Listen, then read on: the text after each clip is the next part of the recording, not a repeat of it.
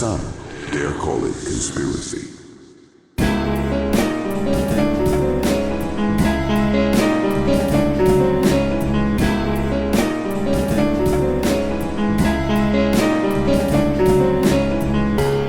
Welcome to the Some Dare Call It Conspiracy podcast, hosted by Brent Lee and Neil Sanders.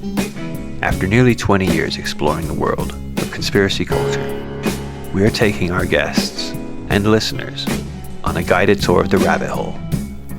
Our mission? To discover where the truth lies. Hey initiates!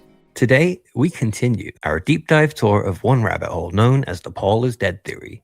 Did Paul McCartney die in a car crash in 1966? And was he replaced by session musician and producer William Shepard, as some have alleged? Let's see. So anyway, the book continues. Chapter 2, and we start to get a bit more of an explanation of what's going on. Assuming Paul's identity, dreaming of him, and feeling his presence, each reinforces the others.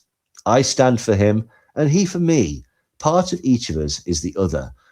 Although I may say he died and I live, it's not entirely true. My own life as William was halted with Paul McCartney's fatal accident, yet he continued on through me. You might as well say that Bill died and Paul lives. I'm not an impersonator in ordinary terms. Our exchange is mutual. I mean no disrespect to Wings by saying that that the past I share with John, George and Ringo will always have special meaning to me, and that they all made my dreams a reality.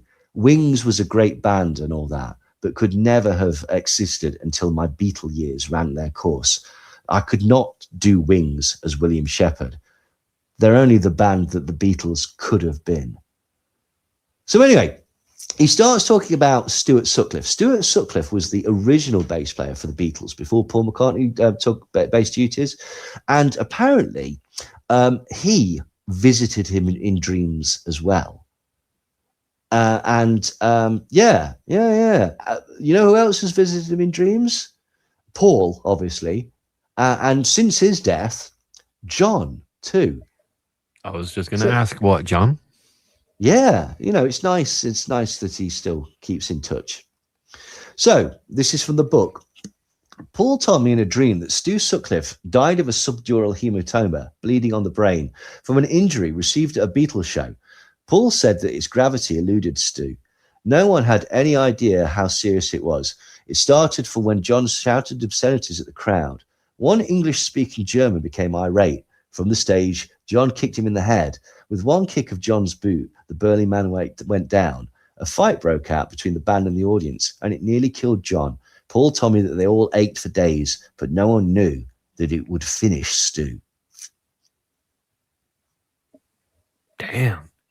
I need to go back there for a minute, because while you're saying that, my brain just went, oh, I guess George didn't bother visiting him in dreams because he's reached nirvana. Oh, good point. Yeah, that makes perfect sense, actually. Yeah. No, fair, very fair.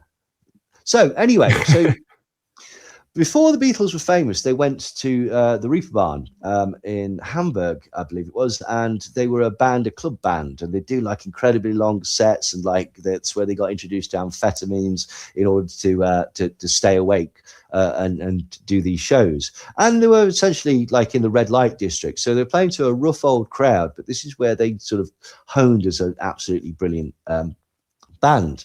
Now they had the drummer, the bass player at the time, Stuart Sutcliffe, who was a friend, I believe he was a friend of John's from art college, but he didn't really want to be a bass player as such. He was more into art.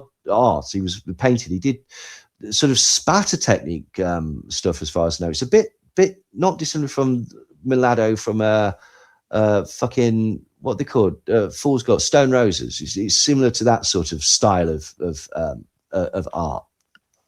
And he left the Beatles because he met a German photographer, this girl that he fell in love with, and he stayed, or he wanted to stay with her. So Paul McCartney took over his bass. So anyway, they tell the story of how Stu Sutcliffe, because he eventually died of a subdural bleeding on the brain. and he claims that there is an idea that it happened from a kicking that he got. And they clearly say in this that this was in Germany because an English-speaking German became irate. Okay, except that wasn't correct because it didn't happen in Germany. So on the 30th of January 1961, the Beatles did a gig at the Litherhanen Town Hall in Seaforth. The town hall had a bad reputation for being a rough place and fights were common. When the Beatles had finished on stage that night, they helped Neil Aspinall load their equipment into the van through the fire door at the back of the stage. Stuart Sutcliffe was on his own outside the hall when a gang of teddy boys came up to him. They punched and kicked him to the ground. When John heard that what was going on, he ran outside and started to fight off the men. He ended up with a broken finger and a sprained wrist. Pete decided to jump in and the fight quickly broke up. When they took Stuart home to his mother's at 37 Egworth Drive, he collapsed, covered in blood. His face was black and blue. Pete, by the way, is Pete Best, who was the original drummer before Ringo. But this was in Liverpool, so not Germany. So they've got that wrong. So, you know, which goes to show that even dreams can be inaccurate. Chapter 3. Paul's death premonitions were taken more seriously by some people than others. Nearly all of his loved ones bought into it at a point, but it was hard to motivate many of them to take action. Unless they prepared by finding a replacement while Paul was still alive, he was saying, it would be too late. Without revealing his motive, Paul held a lookalike contest through a popular teen magazine, and the winner, Keith Allison, had the look, but was not the man whose face Paul had seen in his studio dream. And this is true, and this is like something that feeds into the Paul is dead myth, or Paul's replaced myth, is that there was a Paul McCartney lookalike contest just before his supposed death, and the winner was a man called Keith Allison. But have you noticed, so basically Paul's taken this rather like in his stride, like, okay, I'm going to die in 15 months. And rather than, I don't know, spend some time with the people that he loves, what he's decided to do is try and write as many songs as he can and find somebody that will replace him. Now, I don't know about you, but I wouldn't be interested in that shit at all. But hey ho, apparently, even Brian Epstein, who's no relation, the Beatles manager, discussed the possibility of looking for a replacement, even before Paul McCartney had died. And apparently he had William Shepherd in mind, Billy Shepherd. Brian Epstein's brother thought that I would be a good replacement, but he never spoke to Paul about it. Paul had seen me once at a spring party, and he seemed to kind of recognize me, but he was too freaked out to pursue it. And that must be because that's the guy that he's seen in his dreams. I've been told that upon seeing me, he ended his search without ever attempting to find or contact me or any other candidate. So, yeah. Now, one person that didn't believe all this stuff and nonsense about premonitions was Paul McCartney's dad. Paul McCartney's dad just won't have this, and he keeps telling Paul that this is ridiculous. But Paul keeps saying to anyone that will listen, and even people that won't, that he keeps seeing signs in his dreams, and he believes that it's absolutely inevitable that he's going to die, and he needs to get off his arse and find his replacement. Why exactly isn't entirely clear, but he feels that he needs to do this. He was dying to be esteemed not only as a great writer and performer, but also as one who could foretell his future. Sealing his fate by pursuing his own death, he also established his own role as the band's prophet. Not that I fully bought into it, but I played along. John and George called him their Lord, going overboard with the praise of Paul. George went so far as to say that Krishna became Christ and that Christ became Paul. Well, I never had any reason to believe any of that. And even though it seemed extraordinarily absurd to imagine the resurrected Christ returning by another reincarnation, making him die again, and even though it seemed to be even more foolish to suppose that Beatle Paul had evolved a carnation beyond Jesus, still I was bright enough to recognize the opportunity. And I don't like to be pedantic. Actually, I do like to be pedantic, but I think he means incarnation, which means the embodiment of Christ in the flesh, as opposed to carnation, which is a type of flower. But let's not get bogged down in this stupidity. So he basically lightly suggests that, like, you know, he's not saying definitely, right? Okay, but there is a possibility that the Beatles believe that Paul might have been the reincarnation of Christ, which, you know. So imagine that, not only losing your bass player, but losing the reincarnation of Christ. Like, very handy on tour. You sure you don't want a rider, lad? No, just water, lad. Just water. Just water's fine. Absolutely fine. Anyway, the book continues. The thing that impressed them the most about Paul, this is the Beatles, as a spiritual sentient presence, was that he foretold his death and his substitution, and then he worked with me, the strange substitute, channeling music and talent to them both, and that made them think of Paul as some kind of god. Ah, right. Did you spot that? This is all about channeling. Like, channeling is being given messages or instructions by ghosts, spirits, or unseen entities. And we're only in bloody chapter 3, and we're suggesting that channeling is going to be a large part of how he came to replace Paul McCartney. Bloody hell. Anyway, so apparently the lyrics to We Can Work It Out, the Beatles song, are Paul explaining to his bandmates that, hey, you know, he's got to die and shit, but we can work stuff out. We can figure this out. We can make this work. Because, you know, obviously, if you're getting premonitions of your impending death and feel that you need to find a replacement for yourselves, the best way to communicate to this to your friends is through the medium of song. Well, of course. Don't you live in a Disney movie as well? Apparently, no. Like, I feel very much like I'm missing out. But, right. So, you know, the Beatles, you know, they often use the word in some of their songs, love. Well, indeed. Quite a lot. According to Billy, and he should know, after 1966, every single reference to love in all of their songs, every time they mention love, it's a coded way of saying Paul McCartney is dead. Please do explain. It doesn't really explain. It just says, well, it says, well, this is about as much as it gets. To me, Paul's plan suggests a lack of sense. He thought he was replaceable. He was, but only as the musician and songwriter. I could obviously do that very well. However, when he died, they did not miss the hitmaker. That was not what they missed. They missed his love. And so, obviously, every single reference to love is like a sort of, you know, almost like a shrine to Paul, and an indication that even though he's dead and gone, that they still remember him. Also, did you notice the fucking arrogant shit there? This Billy fucking Shepherd apparently is more talented than the early Paul McCartney, which begs the question: well, why was that not reflected in your own music that you recorded when you were a recording artist?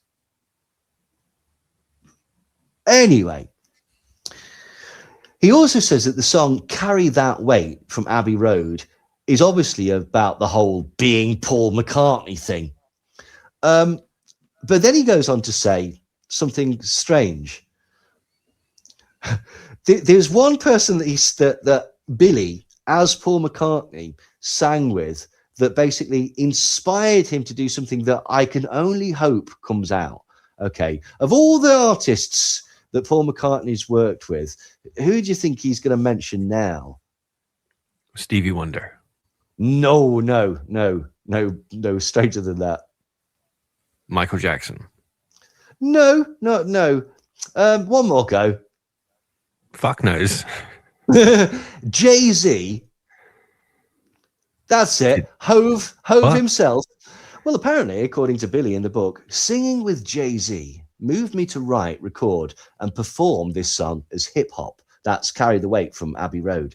Apparently, after performing with Jay-Z, Paul McCartney, or Billy, felt the need to re-record this Abbey Road song in a hip-hop context. But I did not have the energy for it to come out right. I thought I'd kick it out to you so that one of you could cover it. It might enjoy doing that song with one of you, which doesn't really make any sense, to be quite honest. But so the long and short of it, right, okay, is that Paul McCartney in 2006, so just when this book was probably being written, he performed at the Grammys with Jay-Z and Linkin Park. It was reportedly fucking...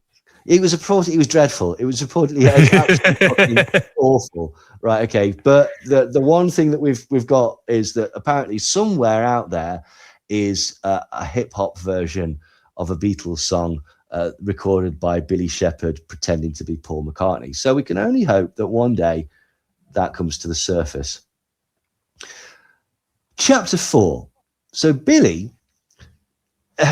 and the fucking snitching ass Billy here, right, okay, decides to put Paul's shit out on the street and says that Paul, as well as all the other Beatles, had lots and lots of illegitimate children all over the world. And Billy cites, and this is from the book, Brian Epstein paid Anita Cochran £5,000 to not say Paul fathered her son, Philippe Paul Cochran, under circumstances that suggested a convincingly high probability. So this is a real incident, but this isn't quite correct. This is from Fab, An Intimate Life of Paul McCartney by Howard Soons. The only way to know for certain was to take a DNA test. So they asked a solicitor to contact McCartney. The Star didn't take the test, but Philip says that he did, and so did another man who the mum thought could be a contender. With the result, some years later, that this other man was proven to be Philip's father. Thus ended the 4-decade farce of the Liverpool typist who claimed Paul fathered her child. Like the German barmaid story, it turned out to be completely untrue. Paul's only children were those he'd had with Linda, plus his adoptive daughter, Heather. So, basically, Anita Cochran was a typist in Liverpool, and she wondered if Paul McCartney had fathered Andy. And Epstein apparently paid her £5,000 to shut up about it. But it really doesn't matter because, according to Billy, like the reason that the DNA tests won't match is because it wasn't Paul, was it? It was him later when the DNA test was taken. But that somewhat collapses with this particular one because they found the father of Philip. And so that sort of collapses somewhat. I don't think they'd found the father of Philip when this book was written, though, which shows why they got it wrong.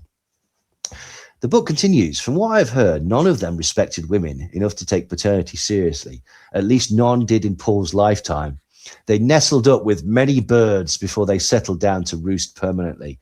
I confess, I was the same way once I took over Paul's part. Being in the greatest show on earth put us at an advantage with women. There were many gorgeous women who would do anything to get close to it. And at this point, I was like, hang the fuck on. I think he's messed up here quite significantly. Because if he's been Paul McCartney since 1966, wouldn't that mean that he's the father of supposedly Paul McCartney's children?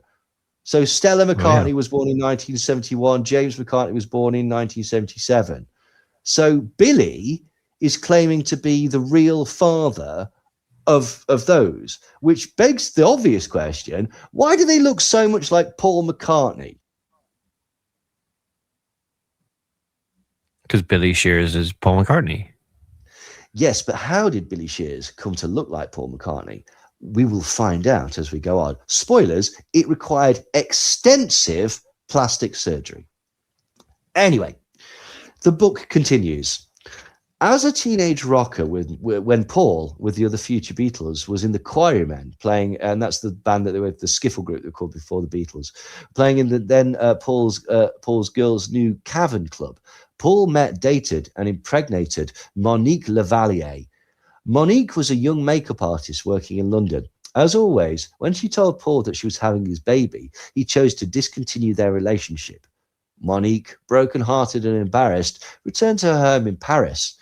Monique had the baby girl in April 1960, the infant Michelle, without Paul. She named the girl. Paul knew of her, but he did not pursue his paternal role. This doesn't hold true because apparently Paul McCartney had a girlfriend from 1959 to 60, a girl called Dorothy Road, right? And he wasn't totally faithful, but this girl thought that she was pregnant. And you know what Paul McCartney did with this girl that he wasn't massively serious with when she told him that she was pregnant? He offered to marry her. Why would he do it for this one girl but not do it for these other girls? Like, it doesn't hang together. Also, basically, there's no evidence that this woman exists, nor that this girl Michelle exists. It's just a fabrication of message boards. But Billy claims that the song Michelle by Paul McCartney is about his daughter. Because obviously, if you want to deny the existence of someone and ensure that no one finds out any possible connection to you, you name a song about them after them. Like, you know, it's that hiding in plain sight shit. Like, the book goes, I've heard that Michelle McCartney is a fine bass player in Los Angeles. She has tried to contact me. But yeah, she doesn't exist. This woman doesn't exist. There isn't even it's a fabrication. There isn't even an actual woman that pretends to be Michelle. It's just a rumor that went around on message boards. The book continues. Erika Hubers was a young girl Paul met in Hamburg, Germany. Her father owned a club on the Grosse Freiheit and so had connections. Paul dated Erika for about a year and a half, off and on. When their child was finally conceived in March 1962, on 19th of December 1962, Bettina Hubers was born 12 days before the Beatles' last Hamburg gig. Under pressure later from the government in West Germany, Paul agreed to pay child support. When reared without a father, Bettina was never told that her father's identity until her confirmation as a teenager. Finally, when Bettina turned 20 years old back in 1982, she filed a paternity suit to get money. Then this put me in quite a predicament. I did not want to be part of this, but I had no choice. And so what he's saying is that obviously by 1982, the reason that his DNA didn't match this girl's was because he's not the original Paul McCartney. Now, it is odd that no one else noticed Paul's blood type changing. Or, you know, that there's no evidence of Paul's blood type changing, because obviously, you know, that would be quite strong evidence. So anyway, Bettina Hubers, right? Okay.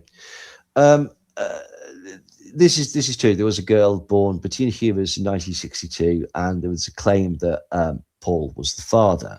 And in 1966, this is also true, Paul McCartney reportedly paid Hubers approximately £2,600, which is 25,000 Deutschmarks. And this was to settle child maintenance claims, but without admitting paternity. And he later basically stated that the only reason that he did this was to avoid legal complications that would have prevented the Beatles from playing in Germany. He didn't want to, you know, prevent the band. So anyway, when Bettina turned 18, she filed a lawsuit in Berlin, basically seeking paternity and maintenance payments. McCartney did a court-ordered blood test, which indicated that he was not the father, but the German courts dismissed the case in 1984. But according to the book, Billy nearly got caught. And this is from the book. It's not him, she said. She said I looked a lot like Paul, but claimed their court was conned by an imposter. The head shape was not how she remembered him. Mine is larger.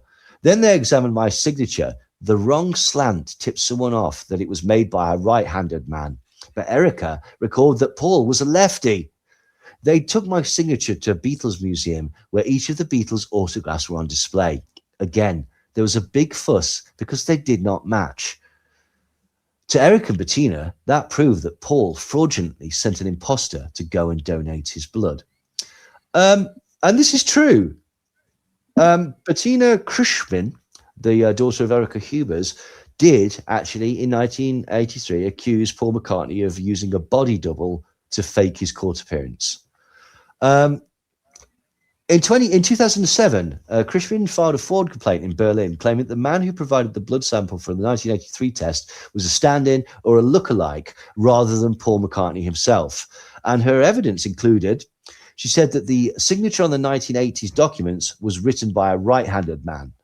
She said that she found a photograph in the original case file that clearly showed a different person had submitted the blood sample. And later, Erica Hubers cited a letter from a British citizen to a German embassy claiming that Paul McCartney had arranged to be represented by a double for the test. So what happened? Well, Berlin prosecutors initially opened a preliminary investigation into the fraud charges. However, in 2007, in May, the case was dropped. The prosecutors stated that even if the fraud had occurred, the statute of limitations, which is 5 years for fraud in Germany, had long since expired by the time she filed the complaint. But court officials maintained that identity verification measures, including fingerprinting and passport checks, were conducted at the time of the 1983 test to ensure that the person giving blood was indeed McCartney. So it wasn't just blood. Okay, so the book's got a couple of things wrong, okay, because she claims it's an imposter or whatever. It's not, it's Billy, isn't it? Okay. Anyway, it wasn't just blood that was taken, it was his fingerprints too, which begs the question, so when were Paul McCartney's fingerprints taken? Because it would be catastrophic to this entire thing if his fingerprints were taken, I don't know, in the early 60s. Well, Paul McCartney had his fingerprints taken by authorities on several notable occasions throughout his life, beginning in the early 1960s.